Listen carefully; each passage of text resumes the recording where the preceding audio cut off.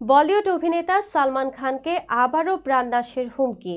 এবার দুর্বৃত্তরা তাকে বাড়িতে ঢুকে হত্যা এবং বোমায় গাড়ি উড়িয়ে দেওয়ার হুমকি দিয়েছে। বিস্তারিত শাহিদ আহমদ জান্নাতীর ডেস্ক রিপোর্টে। বলিউডের সুপারস্টার সালমান খান আবারও প্রাণনাশের হুমকি পেয়েছেন। এবার শুধু হত্যার হুমকি নয়, তার গাড়ি বোমা মেরে উড়িয়ে দেওয়ার হুমকিও দেওয়া হয়েছে। মুম্বাইয়ের ওর্লি পরিবহন বিভাগের একটি হোয়াটসঅ্যাপ নম্বরে পাঠানো হয়েছে এই হুমকির বার্তা। ইতিমধ্যে ওর্লি থানায় এই বিষয়ে একটি অভিযোগ দায়ের করা হয়েছে।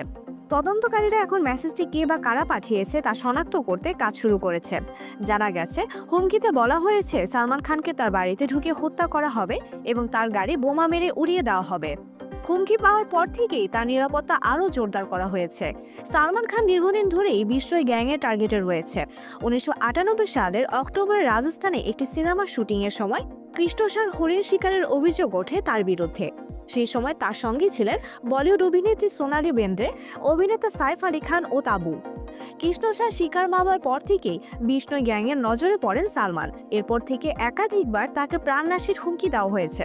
গত বছরের 14 এপ্রিল দুই অজ্ঞাত পরিচয় যুবক মোটরসাইকেলে করে এসে সালমান খানের বান্দ্রার গ্যালাক্সি অ্যাপার্টমেন্টের সামনে 4 রাউন্ড গুলি ছুড়ে পালিয়ে যায়। পরে বিষ্ণুই গ্যাং সামাজিক যোগাযোগ মাধ্যমে এই ঘটনার দায় স্বীকার করে।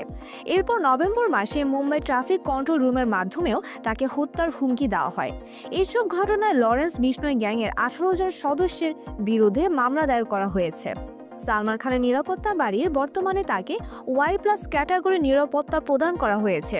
এর আওতায় সবসময় তার সঙ্গে নিরাপত্তা বাহিনীর সদস্যরা থাকেন। বাড়ির চারপাশে কড়া নজরদারি রাখা হচ্ছে।